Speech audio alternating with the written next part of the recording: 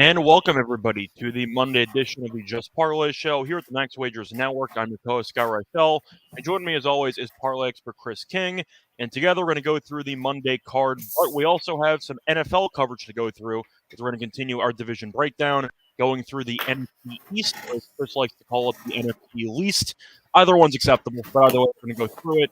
Other than that, though, first of all, introductions. Chris, how's it going? How's your weekend? We saw a lot of weird stuff this weekend, didn't we? You ranted, I should say, Saturday about the Yankees getting one hit in 11 innings against, Adam Oller and that feared Oakland bullpen. I might have had Yankees team total over on that one, so I don't want to talk about it. But, definitely a pathetic weekend for the Yankees. Even the game they won over the weekend, they only scored 3 runs, and that was from a Judge solo homer.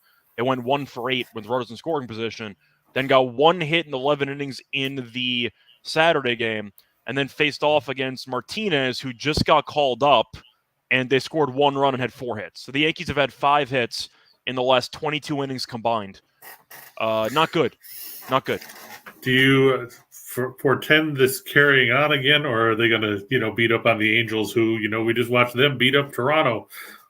The Blue Jays did nothing against the Angels over the weekend. They scored 3 runs in the entire series. If you actually look at the run breakdown, Toronto got outscored 22-3 at home in a 3-game set against the Angels. My play today was the Angels plus 1.5. It was minus 108.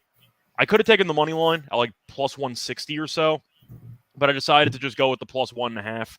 The Yankees can't score. And you look at how Suarez has performed for the past month or so. He's been solid. Montes has been kind of a mixed bag because he's had a couple of really, really bad outings with the Yankees and a couple of decent outings. No amazing ones by any means, but his ERA since joining the team's in the 7s. I mean, Trout's healthy again. Ohtani's healthy again. Plus 1.5 for a team that just swept Toronto. I think that's a decent price at minus 108. True. I just have to lean to the Yankees off blind optimism that, they could win. The Angels aren't good, The Angels could lose. I'm just picking them to lose by less than 2 runs. Right. So if the Yankees win 3-2, I'll be happy both times. But I just have a hard time expecting the Yankees or really understanding why they're laying minus 110 on the run line when they've scored less than 5 runs in 16 of their last 18 games. It's pretty tough to cover a run line when you can't score. True, but look at the Angels. They don't score most of the time either. This weekend notwithstanding, they haven't been great. AJ's pointing out that the announcers for the Yankees said that the night games in Oakland is hard to hit home runs. I know Steen's been pointing that out for a while. It's the case in California. That doesn't change the fact that the Yankees couldn't get on base. It's one thing if a couple of home runs get knocked down, which happens, but they barely got any base runners. Like, that has nothing to do with weather. It just has to do with really, really crappy at-bats. There are those.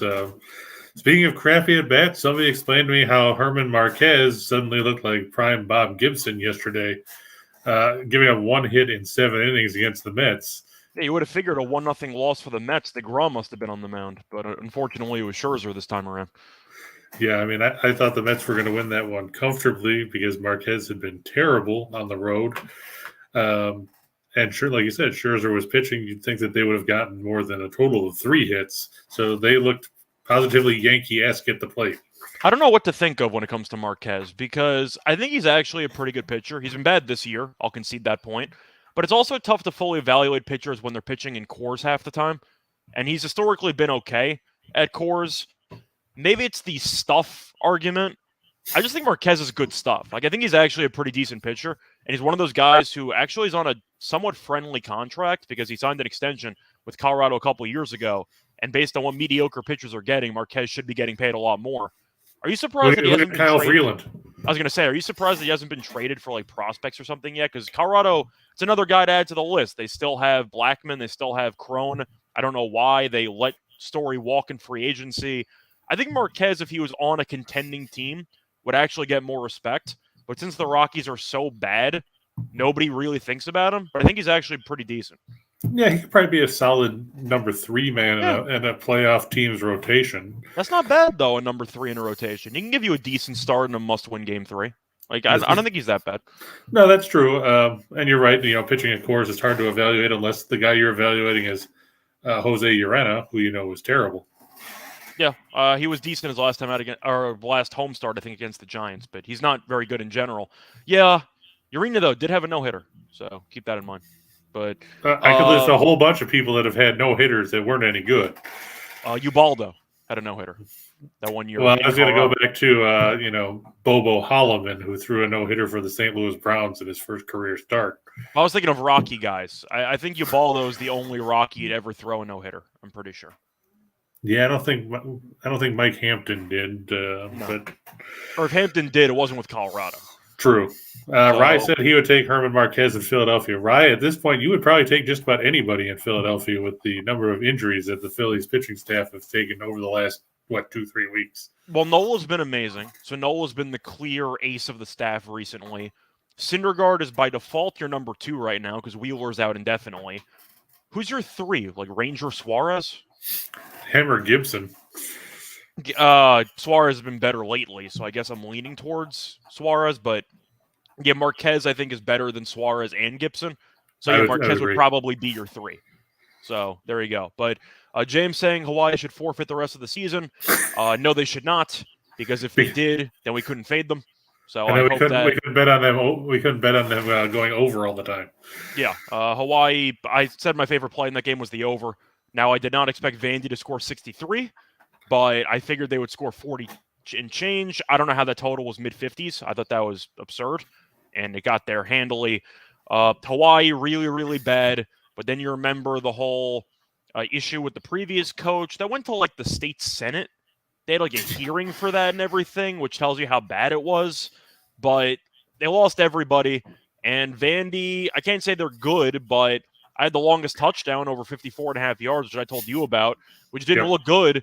Vandy had like 50 points, and I still didn't get there. And then the quarterback, who's for some reason still in the game, takes a read option 87 yards to the crib and picked up a nice winner there. Do you have any takeaways overall from college? Because I feel like week 0 kind of went the way that we thought it would in terms of all the favorites winning but not really covering that much, with the exception of Nebraska, which is a whole separate can of worms. Yeah. Utah State, I guess, for the first quarter, like you said, they were looking ahead to Alabama, and, they got punched in the mouth. They were down 14-0. They got really, really lucky, too, because UConn's starting quarterback basically broke his leg, and the backup couldn't throw the ball. This is true, but, I mean, they still got run over on the ground because Carter had, 190-some yards? He had 114 with, 10 minutes to go in the second quarter. Right. He absolutely crushed him. He didn't do much in the second half. I think he ended up with, 150 or so, but, yeah, Bama, whatever. I know that some books had player props for week 0. I doubt they had player props for the Utah State game, but Alabama games will have player props. Just take the running backs. Utah State cannot stop the run to save their lives. Yeah, that's true. And interesting point there. Stop Geoengineering just pointed out that Tony Gonsolin was placed on the IL about 20 minutes ago. The Cy Young! No! So it's going to be Michael Grove being recalled from AAA to start tonight. Does that change your thoughts on the Dodgers against the Marlins, Scott, with Pablo Lopez going? They're still playing the Marlins, so no. It hasn't really changed much. Gonsolin, I, of course, would prefer to be on the mound. You might get a better price on the Dodgers now, obviously, because I'm assuming the line's going to plummet on people overreacting to Gonsolin being out. But, I mean, we saw it the entire weekend. The Dodgers can score a bunch of runs and come from behind. The Marlins can't. And if the Dodgers open up a lead early, they'll coast. And if Miami opens up a lead, they're going to have to scratch and claw their way to a win because, the Dodgers won't surrender. And Betts has been a lunatic for the entire series, or for the past couple of weeks. Betts has 31 home runs. I feel like that's kind of underrated. I saw that number the other day. 31. I figured he was somewhere in, the low 20s. That's a lot of home runs. Yeah, and you're right. The line's plummeting already. It was when I put the Dodgers on one of the slides. It was minus 208 at WinBet, and it was between 208 and minus 230. Now at WinBet, it's minus 164. I would still take the run line, honestly. You might end up with even money or plus money on Dodgers run line, maybe minus 110. Yeah, it's down to minus 105 at some books now. I mean, you just compare the teams. Even Miami just cut Aguilar, and Aguilar wasn't good, but he was one of their only power bats in the entire lineup. Who does Miami have? I mean, you can go down the entire lineup, and I don't really know who is going to scare you in that entire Miami lineup. Who's supposed to scare you on that team? Garrett Cooper, or is he hurt again? Cooper, I do not see in the lineup. I do see that Betts is resting, which also could. Oh, great! Yeah, sure. I put him on the prop too. I was going to say I can assume that's also why the line has dropped.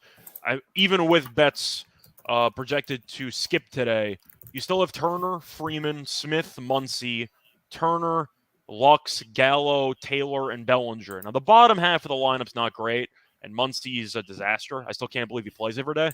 Yeah, but he likes to strike out a lot. The Dodgers still have a pretty good lineup. Miami, I mean, I'm assuming their best player is arguably Anderson. And I say that with a question mark because Anderson's batting .243. Sure. I feel like I'm kind of automatically leaning to an under now because Betts is out and you have Miami's offense, which actually cannot hit. Under? What do you think? Yeah, I mean, I think under is usually the safer play when it comes to the Marlins. And the Dodgers, even though they score a lot of runs, they don't give up very many. I was just going to go take a look and see who the Marlins are listing or to see who their best player could be, because like you said, there's not a whole lot of people that intimidate you in that lineup. I'll also read through the results so far this season. So they've played 6 times. They go through Miami's total runs in each game: 1, 0, 3, 6, 2, 1. They've gone over 3 runs once. So I feel like I'm automatically leaning to an under. I know that Grove, who's projected to pitch, isn't great by any means. I think either of us could potentially get a win against the Marlins if we give up less than 3 runs. I gotta like the Dodgers. I mean, you're gonna give me arguably the best team in the league at minus 160 against probably the worst offense in the league. I'll take my chances. Yeah, Gross pitched twice this season in the majors, giving up 3 runs on 7 runs, 3 earned on 7 hits with 4 walks and 3 strikeouts in 4 2/3. In the minors this year, let's see what he's got. Yeah, not great. He's 0-4 in 17 appearances, 15 starts, but his earned run average is only 348, and he struck out. He struck out 78 and 67 1/3. I think it's just based on price. We make the case when you see some teams that are underdogs and you feel like you automatically have to bet them because of how rare it is to get such a good team at a plus price. You're getting the Dodgers at 160 against the Marlins. I'm not taking Miami. Miami's they're just a bad baseball team. And they have a lot of young talent they started to call up. But I got to go with the Dodgers because how often do you get them at minus 160 against the Marlins? Not often. If I'm the Marlins, I wish that Jazz Chisholm didn't get hurt way back whenever it happened because he's only played 60 games. But I mean, he had hit 14 homers. He's still second on the team behind only Aguilar, who you just said got cut. Yeah, and he's a good player. I think that Chisholm's good, but the point is he's been out for so long. You look at the rest of the roster and realize they really don't have anybody. Yeah, I mean, Solares played 72 games, but he's hitting 207. Yeah. Jesus Sanchez, anybody like him? No? Another prospect who you don't really know, but that's the point. He's hitting 205. BJ Gonsolin got put on the IL about, less than an hour ago. So there's been a last-second pitching change there. We're going to go through the rest of the baseball card in a bit. I was kind of going to circle back a little bit to the weekend, and if anything jumped off the page to in college football, we talked about it briefly, but then we got sidetracked. Scott Frost. I know that we went through the conferences. We liked the under for Nebraska wins as our favorite play for the Big Ten. I believe it was 7.5 for a win total. Sure. I mean, if you want to keep giving Nebraska respectable numbers, that's your problem. I'm not going to take the bait for it. But you have any real takeaways from that game in particular? Because I feel like everyone's talking about the onside kick decision up 11. But even besides that, you give up like 500 yards of offense to Northwestern. Really? Yeah.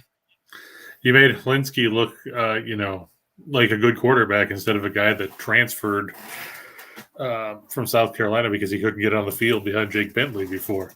He was slinging it. I know. And they blew coverages all over the place. They couldn't stop the run.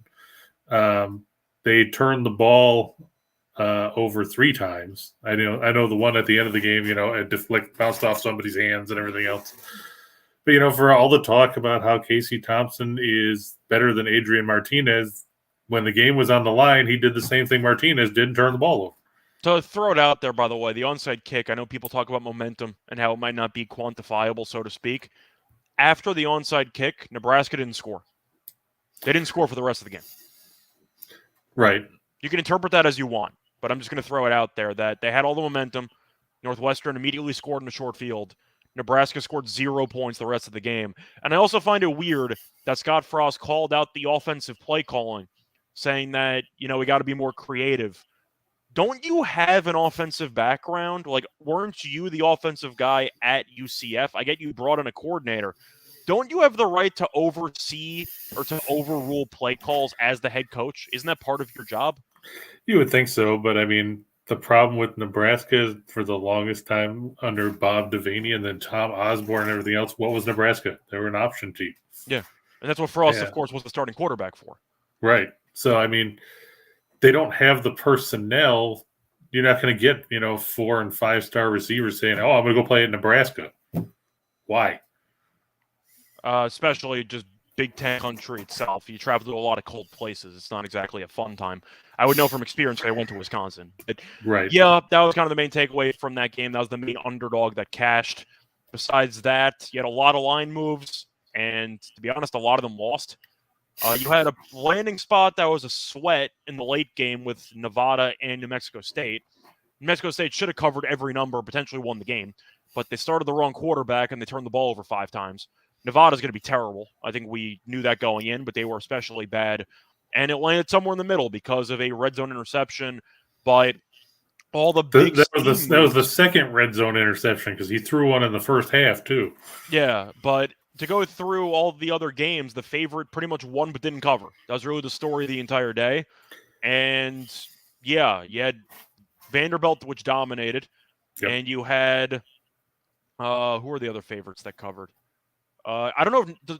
Was North Texas technically a favorite? I think they were by like a point at the end. Yeah, it was like a point and a half, I think. I like North Texas in that game. I mentioned that on Morningwood. I know we both like Duquesne plus the 40 and change, and they ended up losing by exactly 40. So we got that one right. Florida A&M was missing about 30 players. Give them credit. They hung in there and played some pretty inspired football for being minus so many guys. They scored 14 points in the first half. I almost gave them a round of applause from my couch. Like that's impressive. You have 7 offensive linemen on the entire team, and you score 14 points. And they covered. And a lot of money came in on North Carolina. But if you were chasing big line moves, you got your ass kicked on Saturday because a lot of them didn't work out. Yeah, Illinois covered. I forgot about Illinois. That's right, because Wyoming's a joke. And we mentioned the under. I think we technically lost because I think we set it at 43. Yeah, it ended up 44. I think it opened at like 45. We met in the middle. I mean, we knew Wyoming would be terrible. We just thought that their defense would be a little bit better. But, yeah, it seemed like it was a pretty straightforward card. I know from what we talked about on the show, I think we actually did very well. But... yeah, that's really all I have to say about week 0. It was an I was going to say Florida Atlantic won big too, and we had that. We thought we also got lucky because Reynolds got hurt, and then Charlotte fell apart after that. True. But to go through the card, I think not to pat ourselves in the back too hard, but I think we did very well. And we even mentioned Utah State being in a look-ahead spot. Now I was wrong because I thought that Utah State would do a better job in the first half, but I thought. But you did live bet them. I live bet them in the first half plus a half, and they ended up leading after because UConn couldn't get a first down for about a quarter. But, yeah, overall, solid college football week 0 for us. Hopefully that carries over to week 1. But anything else you want to talk about for the weekend, or should we just move on to the baseball card for today? No. I thought we were talking about the NFC East. Oh, sorry, you're right. My bad. Yeah, we could do the NFC East. I wasn't sure if you wanted to do the baseball stuff first because I know we've kind of been rotating. We can do it either way, whichever one's easier. Okay, I think we should just do the baseball card first then. We can just do the parlays. Yeah, well, take note that some of these numbers are going to change now because, like we said, I had Tony Gonsolin at 208, and like we said, it's gone down. But I still like the Dodgers on the run line. Like Scott said, it doesn't matter who pitches. We could throw James out there, and the Dodgers would probably still win as long as he can throw strikes. But hey, if you get Angel Hernandez, it doesn't even matter if you throw a strike because he'll call one anyway. Yep. And the Phillies over the Diamondbacks, I like Suarez better than I like Bumgarner. Bumgarner's got, I think, a 783 earned run average in his last 5 starts. We've talked about Bumgarner. I mean, yeah, they skipped his last start. You can make a case based on reputation alone. Is he one of the most overrated pitchers in the league? And I know that sounds a little bit crazy because he hasn't been that good and people have kind of realized it. But some people actually think that he's still like a top 3 rotation guy. Maybe in like Toledo. Like, I mean, I don't even know Bumgarner is a 4 at this point. I just think Bumgarner really, since he signed with Arizona, I know he had that double-header, no-hitter in 7 innings or whatever you want to call it. Yeah. He's been atrocious for like 3-4 years. And I feel like people are now realizing how bad he is. He's been this bad for a while. Yeah, if you go back to 2016, he went 15-9. Since that point, so we're talking 6 years now, Bumgarner is 33-52 in 132 starts. Once again, you said the key number. That's 6 years. Yeah. Hasn't won more than 9 games in a season in that stretch. So his last double-digit season was back in 2016 when he was 26 years old. And I don't know what his ERA is with Arizona since joining the team. I'll pull that up because I know I can tell you, I got it up right now. It's 485. 485 ERA for how long has he been on the Diamondbacks? 5 years? 3 years. 60 starts. That's my point. He's not good. You can see the name Bumgarner and you automatically think, maybe he can do something. He hasn't done anything in roughly 4 years. Probably longer. Like, he's not been good. Like I said, in 2017, 4-9. 2018, 6-7. 2019, he was 9-9 in 34 starts. Since coming to Arizona in the shortened season of 2020, he was 1-4 with a 648 earned run average. I like Philly tonight. They were going for the sweep. Contreras, who's been really good the last couple times out, shut them down. But they got Harper back. They still have Schwarber. I know that's a couple lefties against Bumgarner, but you still have Hoskins, still have Real Muto. That's a really solid. Yeah, Castellanos. They still have a lot of really solid bats at the top of the lineup. Arizona doesn't. I know Arizona swept the White Sox. I still can't believe La Russa hasn't been fired yet, but I guess they're waiting for the end of the year.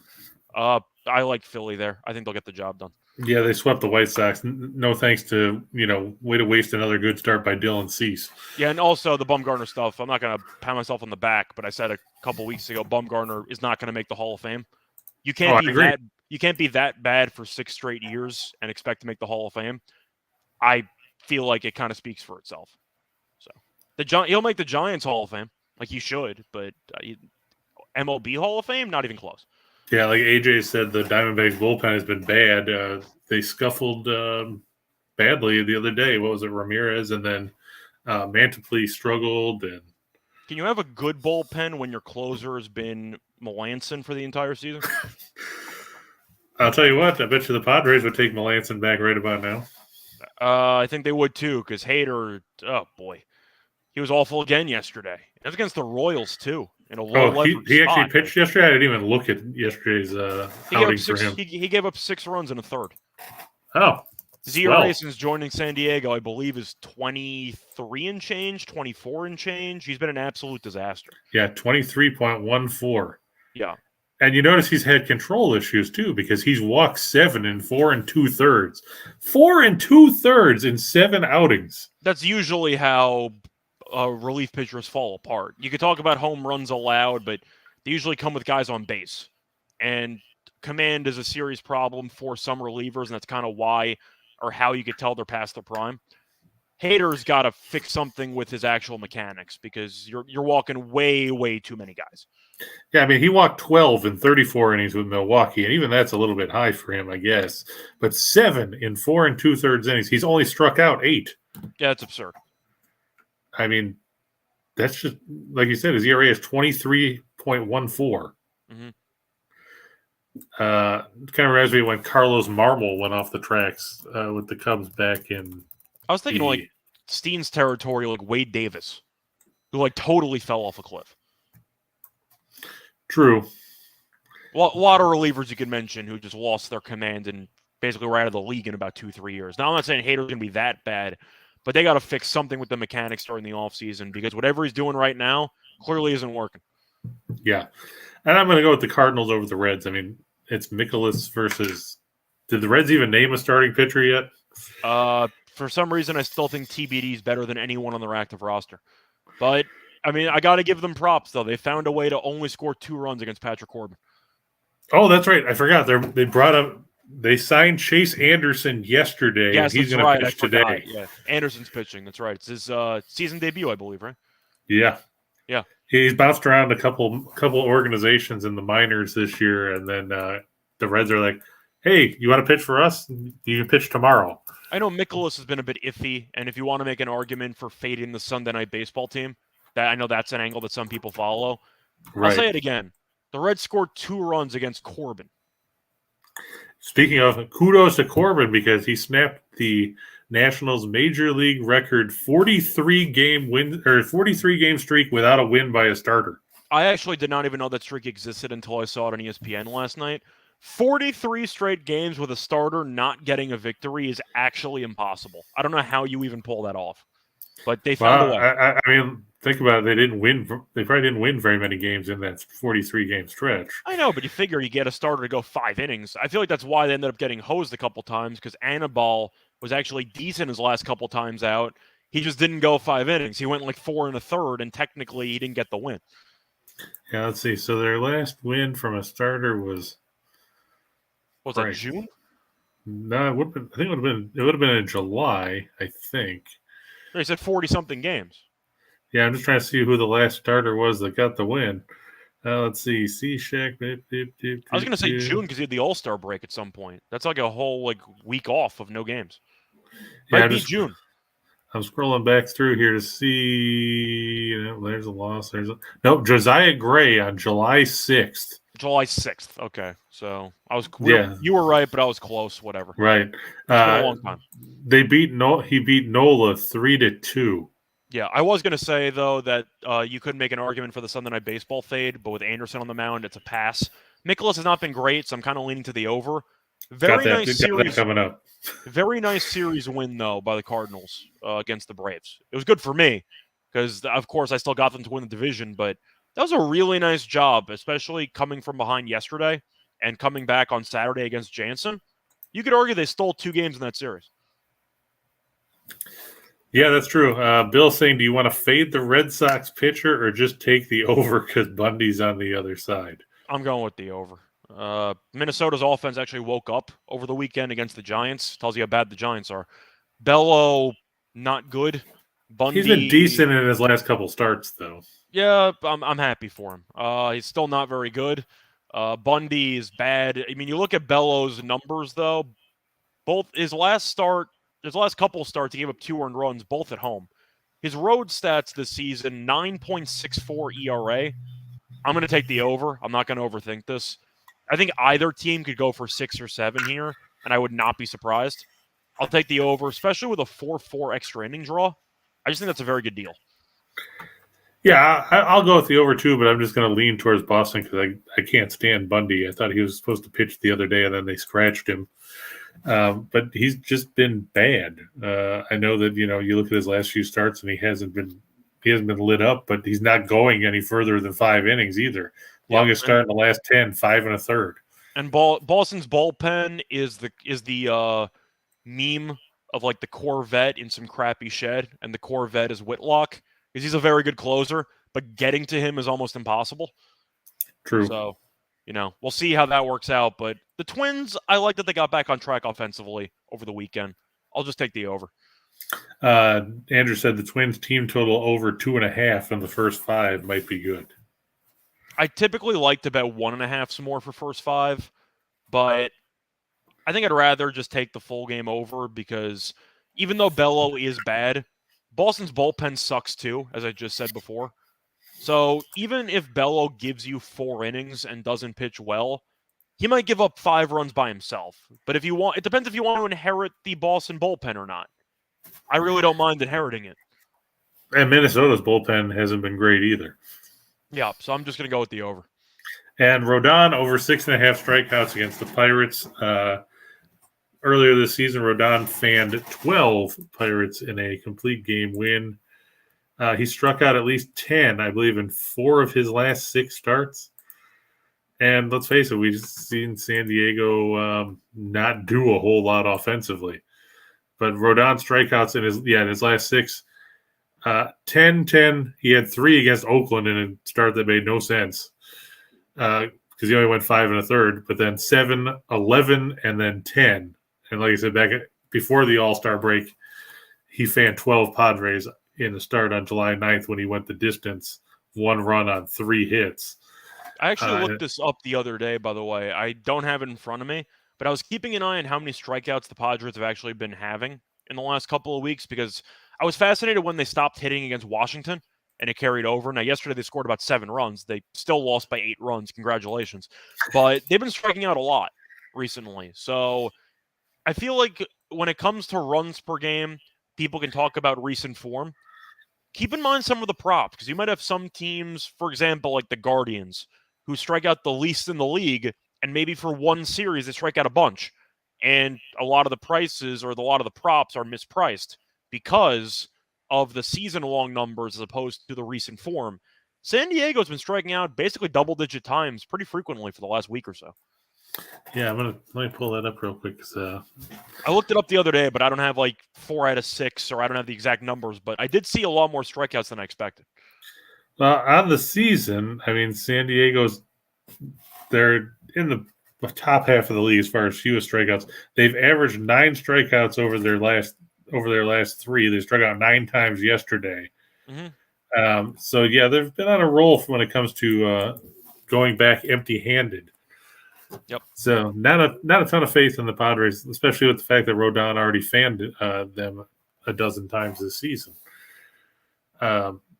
What do you make of that team? Are they going to be able to hold on to a wild card spot? I mean, they had such high hopes when they made these moves. Has any move worked? Not really. I was going to say even Drury hasn't been that good. He had the grand slam in his first game, and I don't think he's really done anything since. Bell had 1 home run against Corbin. He's been useless besides that. Soto homered yesterday. Soto's been fine because he just walks a lot, and that really annoys a lot of people. But he gets on base all the time. So I think Soto's actually been good for them. But, I mean, Hader's been a mess. What are they, like best case scenario 1 for 4 with acquisitions? Yeah, basically. Just to the point about San Diego strikeouts, they've fanned 214 times in 26 games in the month of August. So you're looking at better than 8 strikeouts a game in that stretch. Actually, almost 9. So not good numbers for San Diego. That is definitely not. So much for the Padres. I don't know. If they make it to the postseason, do you see them winning anything? San Diego? No. I think they're barely going to get in. I think they're going to get in, but by like a game or 2. It's going to be a real sweat to the end. I think they'll get enough in the end to get it done, but I mean, we've seen Bob Melvin teams struggle down the stretch in the past, and Oakland, especially last year, had a massive implosion. Now, San Diego hasn't been that bad. Oakland was playing as one of the worst teams in the league for about a month and a half, which is why I thought he'd be fired immediately. But I've seen Melvin teams struggle, and I think San Diego is going to have a similar story. They'll barely get in, probably lose in the first round, and then they're going to have to reevaluate the roster. But it has not been working out. True. BJ saying, do you trust the Brewers? Do you think the Brewers beat the Pirates tonight? He doesn't trust their offense. Yeah, it's Burns and Brubaker. He said, I don't trust their offense, but I'm looking for some value on the small slate. I don't know how much value there is with the Brewers. I think they're at minus 350. Brubaker. No, it's Bryce Wilson. That's right. It was going to be Brubaker, and then they switched him. Bryce Wilson, I thought, pitched yesterday. Bryce Wilson pitched on either Friday or Saturday. Well, let's see. I thought that's who they had listed. I think he pitched Friday because I'm pretty sure he pitched in the Harper 2 RBI game. which we're going to give a shout out to. I forgot who. Yeah, J-Rock. That was J-Rock. Yeah, but I'm pretty sure he pitched Friday. It was supposed to be Brubaker. I believe he had a kid. So Is that what it is? He's on paternity leave, so he's not pitching today. So now Good you got excuse. the Pirates with TBD. I think I just like the under, or at least the Pirates team total under. I'll just bank on Burns being good. I don't know what the hell Pittsburgh's going to do, but I know Milwaukee isn't great at hitting. I'm going to go with Pirates team total under. Burns should, keyword should, go like 7 innings, 1 run. He really should shut the door on this team. Apparently now, according to, and this is, take it with a grain of salt, CBS Sports is saying that Jared Eichhoff is going to come up and make the start. The former Philly guy? Yeah. He was terrible. Okay. He's 0-1 on the season in the majors, 4 1/3 innings, 1 walk, 4 strikeouts, a whip of 254, and an ERA of 20.77. I mean, we could just ask Rye what he thinks about Eichhoff, because I remember fading him for years. Not good. Not a good pitcher. So no bueno. I like the Brewers. I don't like the offense, but I'm going to go with the team total under for Pittsburgh. I mean, Burns should just be dealing in this game. Maybe strikeouts for Burns too. I think he puts on a clinic. You? Yeah, I mean, I actually had Burns' strikeout prop on the next slide. So I'm jumping ahead. Sorry. No, it's cool because I agreed because I just think Pittsburgh sucks. They're bad. BJ said he thought Wilson was on that's who was listed earlier on BetMGM and Caesars. They had listed Wilson. I'm pretty sure he pitched Friday. I think you're right. Let me pull up his thing here. I think he did, but it's not like it really matters. The point is it's supposed to be Eichhoff or whoever Pittsburgh uses. It's not good. Yeah, he only went an inning on Friday. It means they could use him on short rest. Yeah, he threw 43 pitches, 4 runs, 3 earned, 5 hits, and a strikeout in a third of in 1 inning. In a game they lost 7-4. Not good. So if we'll go on to 4 for the show, Brubaker, he probably doesn't even have a kid. He probably just made that up so he can get away from having to pitch. I heard he threw his son in a father-son game. Exactly. Mm-hmm. Burns, over 7.5 strikeouts. I'm sure you could probably chase it to 8.5. He might strike out 10 in this game. It really just comes down to his pitch count. True. And that's the problem is you don't want him to run it up. But then again, you get the Pirates that hack at a bunch of pitches early in at-bats, too. Brewers also used a lot of their bullpen yesterday because they brought in Boxberger, who was atrocious in the 9th inning. I don't think he got an out.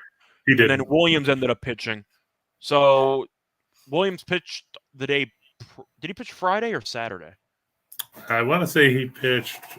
I think it was Saturday, right? The Happ 2-home run game was Friday or Saturday? That was Saturday. The point is Williams has pitched back-to-back days, so they might have to use Burns for 8 innings in this matchup. They don't have much bullpen left. Let's see. Williams did pitch. No, he pitched Friday. Friday, okay. All right. But still, he threw, a fair amount of pitches in that game, too. You can honestly make a case for Burns' shutout today if you want to go nutty with it. I can see Burns absolutely just shoving in this game. Yeah. We talked about, you went with the Angels plus 1.5. I'd take the Yankees on the money line. I'm not convinced, like you said, about the run line. I know that there's better value there. But like you said, they just looked miserable against Oakland. So, I mean, they could win this game, I don't know, 2-1, 3-2, like you said. I took the value on the reverse run line just based on the fact that it's tough to cover when you can't score more than 4 runs on a given basis. Right. So. The Giants over the Padres, I like Rodon a hell of a lot more than I like Clevenger. Yeah, that's fair. I'd probably go first 5 because the Giants' bullpen's been a disaster. But so is San Diego, so it's a trade-off, I guess. Yeah, but I mean, at least on the flip side, you won't see Hader today, right? That's the problem if you have the Giants. You kind of want to see Hader. I know, that's what I mean. Yeah. Though they still got Chris Matt and a bunch of other guys that suck too. So I'm surprised Hader's still there. Figured they would have put him on the Phantom IL. He's got arm fatigue. Arm fatigue. You give him the Clay Holmes treatment, the Nestor Cortez treatment. He's got some random. He's got the Caddyshack injury. My arm. Start, send him out for a week and a half. He's got an ingrown hair. Yep. And the Cardinals or the Reds, like you said, over 9.5. This one probably gets to 11 or 12 runs. St. Louis can smash people with the best of them. AJ Minter found that out yesterday. And the Reds are awful when it comes to run prevention. Nicholas, too, really not been good for the past month. That's true. I mean, he got shelled. Who was it that lit him up? Was it Colorado that lit him up? I was going to say, Colorado scored like 9 runs in 2 innings. But even besides that start, you can go through Nicholas's last couple outings, and he really has not been that good. He gave up 5 runs, 3 earned, but 5 runs still against the Cubs. Yep. Was good against Arizona, good against Milwaukee. 2 2/3, 10 runs against the Rockies. 6 1/3, 8 hits, 3 runs against the Cubs. So he's been okay besides the blow-up start against Colorado. But the point is he's still giving up roughly 3 or 4 runs, and the Reds might give up 7. Yeah, and in his last start against the Reds in the Great American Ballpark came on July 24th. Yeah, 6 runs, 7 hits, 2 walks, 4 strikeouts, and 5. Yeah. So the potential for him getting beat up is there. But like Scott said, you can't trust Anderson. You can't trust the Reds, period, for stopping anybody. So this one's probably going to be one of those, 8-3, 8-4, 8-5 type of games. And the Cardinals burned a lot of their bullpen yesterday because they came from behind, but they still had to use their best relievers in a close, high-leverage game. Yeah, not like Helsley blowing the lead and then getting the vulture win. I still think that's one of the dumbest rules in baseball. You can be just atrocious in your inning, and then if your team that you just blew the lead for regains the lead, you get a win. They should really get to vote. He's 9-1 now. I'm just saying they should get to vote on who gets the win, because the idea that it should be the pitcher pitching, despite how bad he is, I think is a terrible rule, in my opinion. Dumber rule: the vulture win, or the 3-inning save when your team's up by 27 runs. I think the dumber rule is actually the no contact base hit for fielding purposes, where if you completely butcher a play, but you technically don't touch the ball, it's automatically a hit. I think that's one of the dumbest rules in baseball. It's a pop-up, you misjudge it, you over on the ball, it lands, base hit, double. The ball went 3 feet. Like, come on. I think that's the dumbest rule in baseball, but all the other ones we mentioned are also pretty bad. Yeah, I always love when you read the box score and it's like, so-and-so doubled to third. It's like, what? So yeah, the ball went 3 inches, but nobody claimed the ball, so it's a double. Like, okay, all right, sure. Yeah, like when's Billy Hamilton gonna triple on a bunt? Yeah, that's the only time that's gonna happen. But Rye said Anderson will be shipped overseas after tonight. Well, you never know. They gave Zoik 3 starts. It's true. Like, Anderson's gonna be there because the Reds don't care. Like, they're just trying to get it. They're trying to play through the string, and they'll just go into the offseason and do nothing again. I was gonna say, because they don't have anybody else to pitch. Yeah, they got nobody else. So Anderson will be around for the rest of the year because Zoik was. I mean, do they have anybody in the minors worth calling up? It's a good question. Is Hunter Green alive?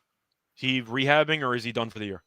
I'll have to check, because I know it's not like it matters. The point is that they suck. They don't have any good pitchers right now. I'm assuming he's supposed to start a rehab assignment and could be back in 2 weeks. I'm sure they'll send up the kitchen sink of prospects once they hit the 40-man in September. But it's not like it matters anyway. The team's terrible. But do they have anybody to bring up? Good question. They got somebody. Worst case is they have names. I don't know how good they are, but they have names. Mitchell Friedman? Yeah. Who are these fucking guys? Mm-hmm. We'll go to Shot in the Dark. Scott, Giancarlo Stanton came back. I thought he was going to, help jumpstart that Yankees offense. He did for a game. Well, that was it. One game's better than none.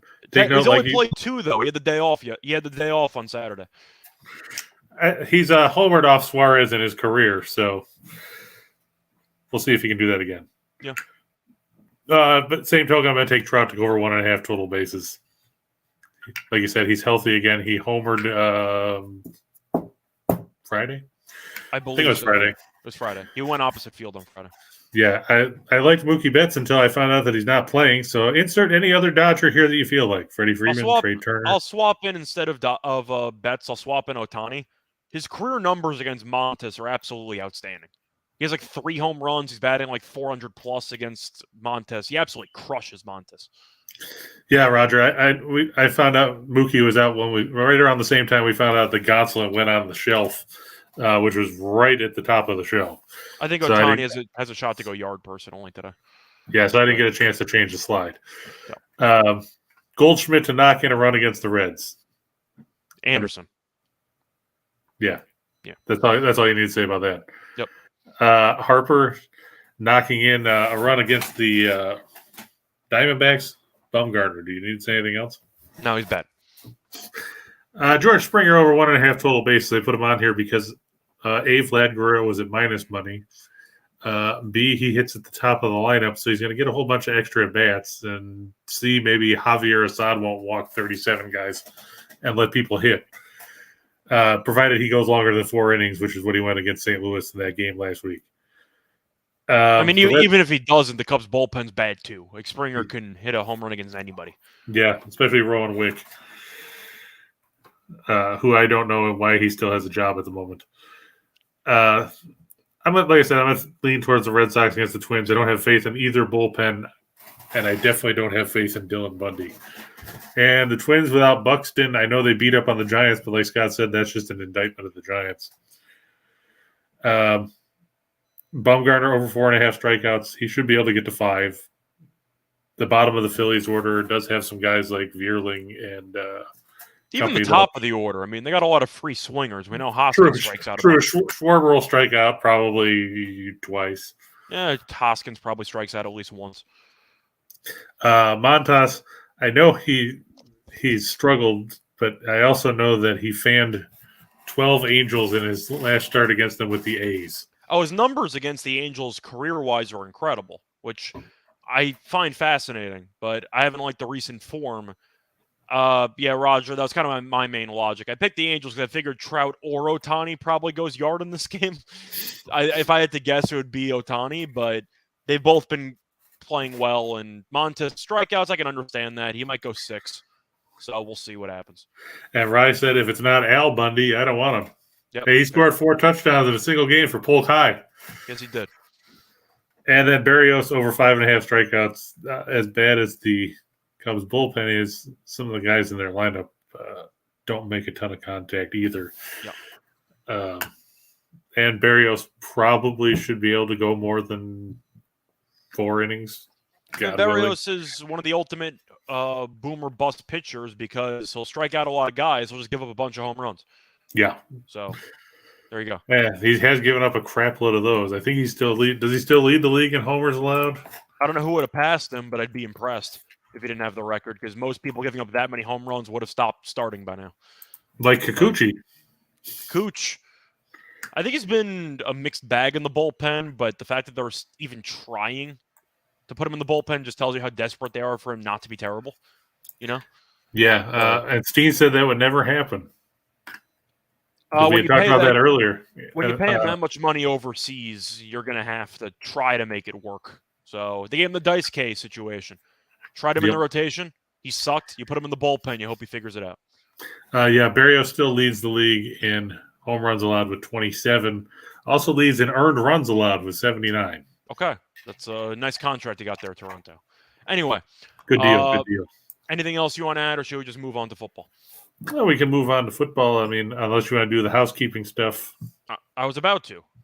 It was people that keep the lights on, BetMGM. And they have a great deal for first-time users of their app or website. Get a risk-free bet up to $1,000. All the information is in the show box. Check the age limits. And as always, bet responsibly. So, time to go through the NFC East or least. And to go through the odds, you have the Cowboys and the Eagles roughly co-favorites. I believe the Cowboys were the favorites around plus 125 about a week ago. Then you had some injuries, and money has come in on Philadelphia. Potentially my money. We'll get back to that. The Cowboys are at plus 150.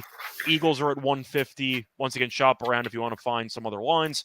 Commanders are around 5-1, and the Giants are 8-1. We'll start off with the basement dwellers, the Giants and the Commanders. Are you making a case for either team to pull off some type of Cinderella run, or do you think it's just a 2-horse race? I think that in order for one of those teams to to win the division, everybody would have to be about 9-8 at best. Yeah, I don't see Washington or New York having a record above 500. Well, we saw Washington win the division a couple of years ago. They were 7-9. So that was that Kirk Cousins? Might have been. Okay. But I don't know if they were 7-9 or 8-8. I know that the Hasselbeck Seahawks were 7-9. Let's see. But I'm trying to remember. Maybe they did finish 8-8. I don't remember. No, they were 7-9 2 years ago. Okay. That was the year they lost, where Taylor Heineke ended up having to come in for Alex Smith, and they lost to Tampa Bay. They were 7-9 that year? Yep. I thought they were better than that. Okay, never mind. Okay, I thought they were 8-8 that year. I knew the season you were talking about. I just thought they were 8-8. But okay, fair enough. Yeah, I'm just looking to see. I don't think they're going to get to be at that point again where you're going to finish with a losing record and win the division. I don't know what there is to like about that team. Chase Young's out for a month, and he was your best defensive player. Right. Your quarterback situation is Carson Wentz, which is a situation because he's not any good. Besides that, But sadly, he's better than what you had. You can make an argument that Wentz is going to get benched at some point in the season. I like his season-long unders. I don't think he's going to play all 17 games. But to go through everyone else, you have a promising rookie running back in Robinson. And that was the tragic story over the weekend. He got shot in an attempted carjacking. He might not play this entire season. So, is that what they're saying? No, I hadn't heard the updates. They said the injuries are not life-threatening. He got shot several times. I'm assuming he's not going to play for the entire season. I hope he makes a full recovery. But the point is, even one of your promising weapons offensively is not available now. And Gibson is your running back, but he basically got benched because the other guy was better. And you're missing your best defensive player for at least a month. What is there to like about this Washington team? I guess the one thing you can say that you would like about them is that, like it or not, Wentz is the best quarterback that Washington's had in a few years. And that could help Terry McLaurin be a more valuable target because from what I was reading, according to Pro Football Focus, only 62.7% of the 130 targets that McLaurin had last year were deemed catchable balls. That's not so good. You're saying 3 out of every 8 were somewhere, in the stands for all intents and purposes. I think I like the receiving core because McLaurin I like. They got Dotson, who I liked at Penn State. I question Wentz's ability to stay healthy. Is the offensive line that good? Don't forget they have Curtis Samuel, too. Yeah, they got Samuel, too. I'm not sure if he's going to stay healthy either. But, yeah, they still have him. True. The offensive line is mediocre at best, but with Young being out and with the new developments and all whatever happened over the weekend, I don't think Washington's going to be very good. They might finish in last place. It would not surprise me.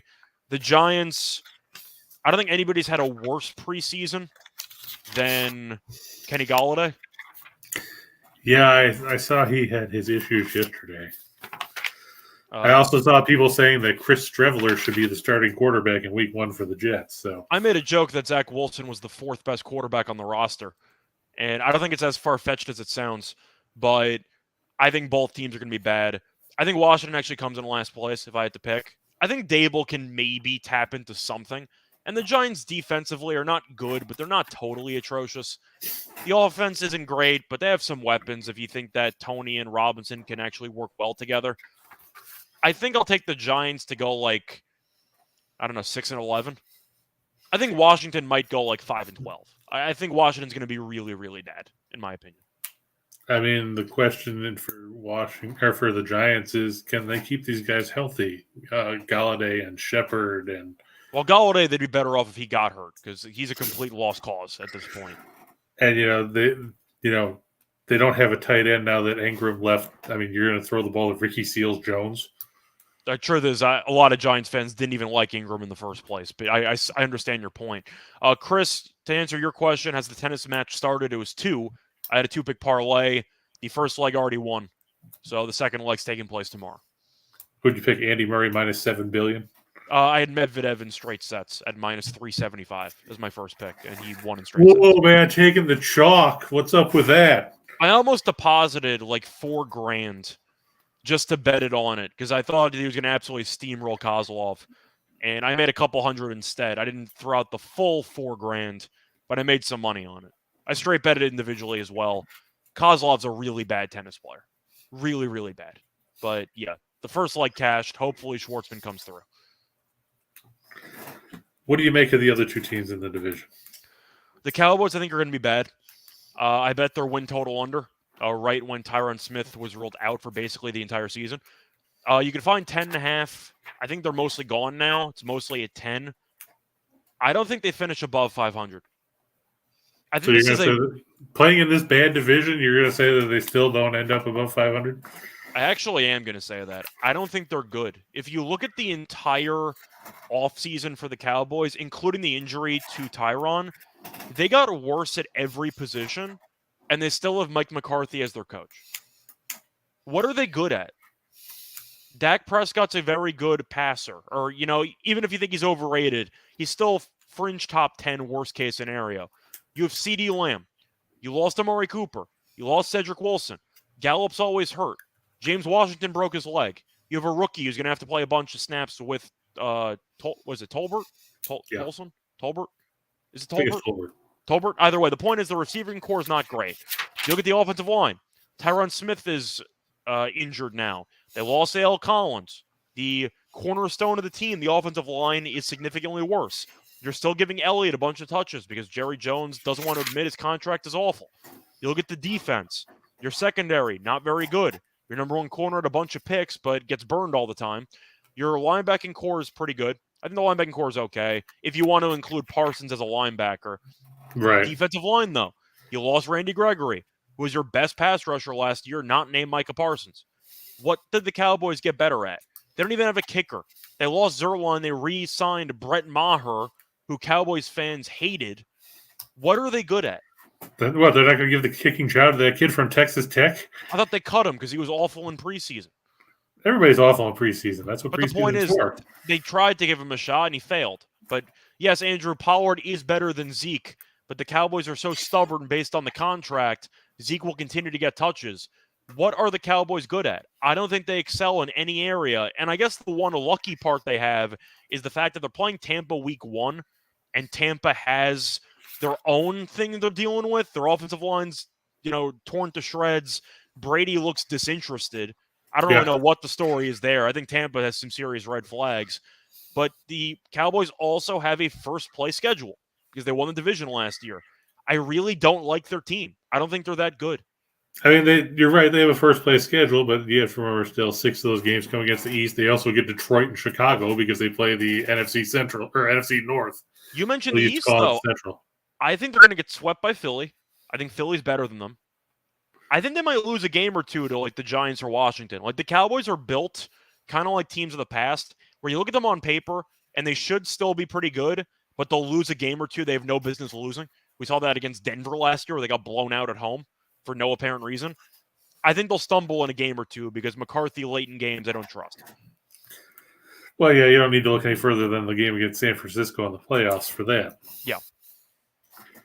Ryan said Brady looks unhealthy. For the record, I'm picking Philly to win the division. I got them at like 170 before the line completely shifted. I think Philly on paper is easily the best team in the division. I don't think it's very close.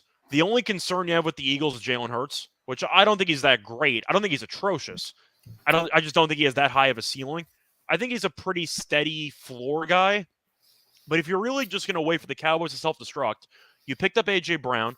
You ended up picking up Bradbury, who's a pretty solid cornerback too, to put on the opposite side of Slay.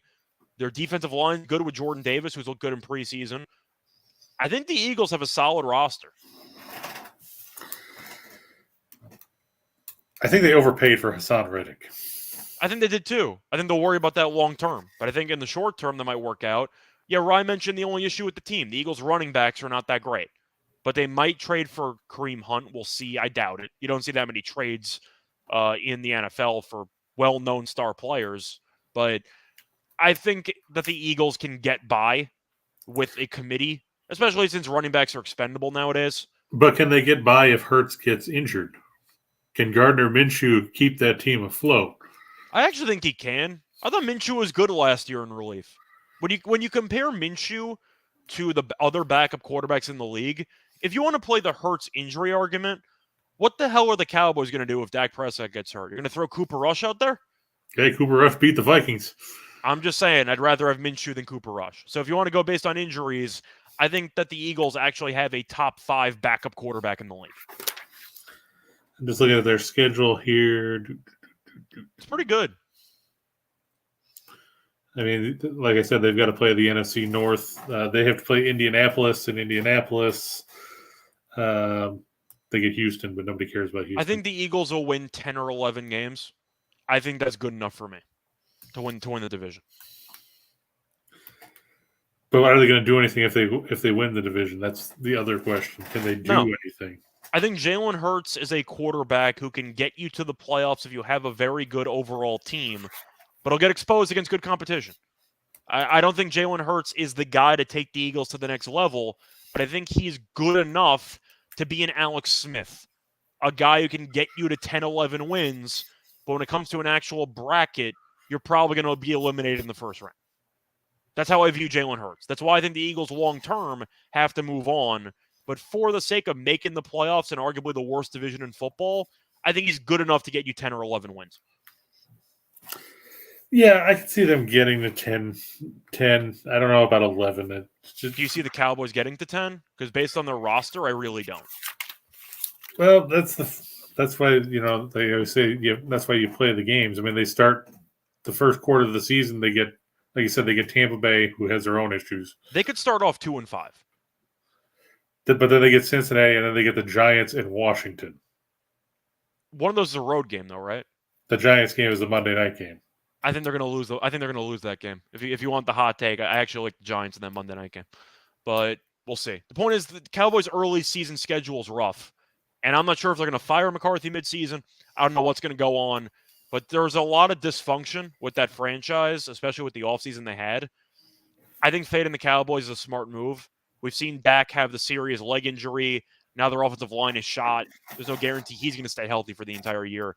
If you're asking me which team I'm picking to win the division, I'm picking the Eagles.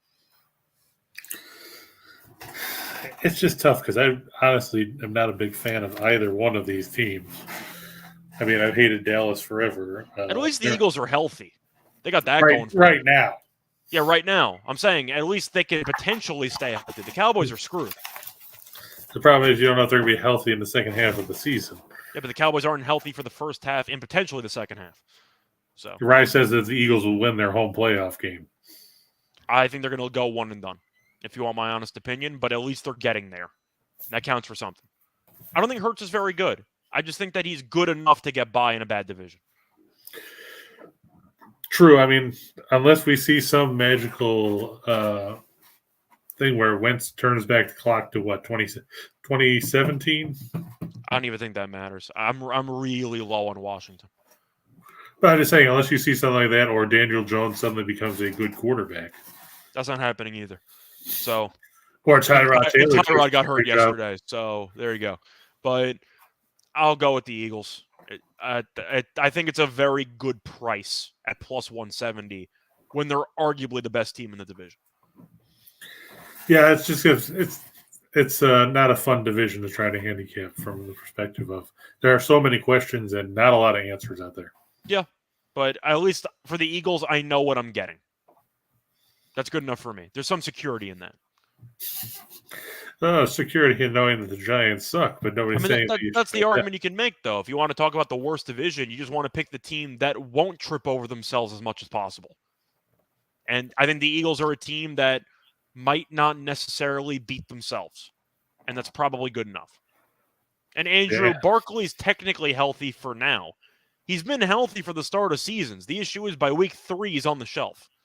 So that doesn't really mean anything if he's healthy. It might help temporarily. I don't expect Barkley to stay healthy. His rushing yards prop is below 1,000, so the odds makers expect him to play roughly 10 games. I think they don't expect the Giants to run. Oh, well, no, Barkley's good enough where you kind of have to give him the rock if he's healthy, but I don't trust him to stay healthy. So there you go. But anything else you want to add for this division? Or no, I mean, I think we pretty much covered it. There's only 2 teams that have any chance really outside of the phantom, Buster Douglas type chance of winning here. And This would be the division that happens in, though, because we've seen the NFC East be that miracle division in the past. Rye, you're asking if Saquon's good. The injuries have really taken a lot. I just can't get past the guy that I watched at Penn State. He was one of the best running backs I've ever seen in college. He was so damn good. I think McCaffrey was better when they overlapped, but Barkley was incredible at Penn State, and I still remember that Rose Bowl against USC. But the injuries, it's been a lot to overcome. I think the counter to that is, would you rather have Saquon Barkley or Miles Sanders or Boston Scott or Kenneth Gainwell or Jordan Howard or whoever else the Eagles are going to run out at running back? If I'm picking out of those, I'm picking Barkley. Well, I'm asking Ryan, would you rather have Barkley or any of those guys that are running for the Eagles? I'm saying I'm picking Barkley, but the Eagles, they averaged a lot of rushing yards per game in the second half last year with that same exact running back core, and Sanders was hurt. So they managed to find a system where they kind of pieced together a decent ground game, and having a mobile quarterback helps. But I do think that if I was asked which running back I would take between those, I'll pick Barkley for upside. I just don't expect him to stay healthy. Right, and That's the reason why they ran for so many yards, like you said, is that they have a mobile quarterback because Hurts himself ran the ball, he ran for 784 yards. Yeah, so that's going to help. But they found a system, and I actually like Sirianni. I think he's actually a pretty good coach. I mean, Hurts basically was Lamar Jackson last year. Yeah, for the most part. But then it's going to kind of wrap it up for the overall division. It's going to be an underwhelming one, but hopefully a profitable one for me because I'm basically just fading the Cowboys 2 times over, and we'll see how that goes. But I don't know what division we're going to do tomorrow. What division do you want to do? Not the South, because I get tired of hearing about that. We're gonna have to talk about them at some point, but yeah, no, we don't have to do it tomorrow. You want to do the West? Yeah, we can do the West because that's probably the best other division because nobody cares about the North because the North is basically the same as the East, where you've got one team that's good, one team that's hoping to be good, and 2 teams that wonder how they still have a team. Same as it ever was. Yeah, it's basically the same exact story. But we'll do the West tomorrow, which should be fun. Definitely a very competitive division. But until then and until next time, good luck to all of you and all your bets. Bye, everyone.